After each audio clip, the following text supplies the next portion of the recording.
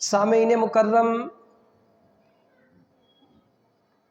تنگی اختیار کرنا، تکلفات میں پڑنا، اس سے صرف منع نہیں کیا گیا بلکہ یہ بہت بڑا گناہ بھی ہے، اور قیامت کے دن ایسا شخص جو ہے وہ اللہ کے نبی سے دور ہوگا۔ سیدنا جابر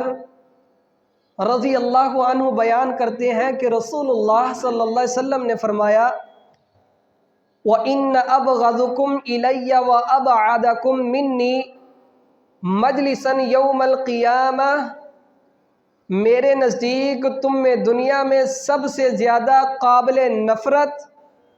اور قیامت کے دن مجھ سے دور بیٹھنے والے وہ لوگ ہوں گے الثرثارون، جو باتونی ہوں گے، تکلف سے زیادہ باتیں کرنے والے ہوں گے، یعنی وہ چیزیں ان کے پاس ہوتی نہیں ہیں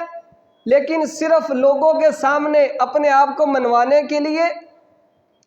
ایسے باتیں چھوڑی جانا کہ میرے پاس فلاں بھی ہے، فلاں بھی ہے، فلاں مجھے نوکری ملی ہے، فلاں میں نے وہ چیز، ایسے جھوٹ بولنا،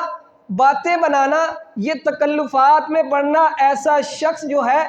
اللہ کے نبی کے نزدیک قابل نفرت ہے، اور اللہ کے نبی سے کئی دور جو ہے اس کو رکھا جائے گا۔ اور وہ شخص والمتشدقون، جو بلا احتیاط باتیں کرتا ہے، یعنی زبان سے بولتا ہے، اس کو پتہ ہی نہیں ہے یہ جملہ اس کی ویلیو کیا ہے، اس کی قدر کیا ہے، اچھا ہے پھر بھی غور نہیں کیا، برا ہے پھر بھی غور نہیں کیا، بس جو منہ میں آیا بول دیا، بھائی میں تو بس بول دیتا ہوں،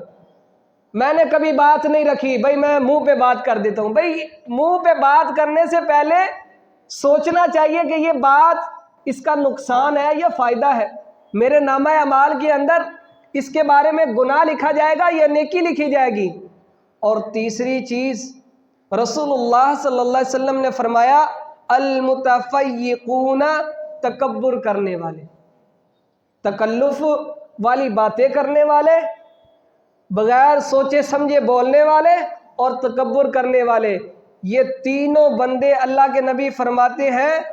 قیامت کے دن میرے نزدیک قابل نفرت، اور یہ مجھ سے دور بیٹھے ہوں گے۔ اللہ تعالیٰ سے دعا ہے اللہ ہمیں ایسے گناہوں سے محفوظ فرمائے۔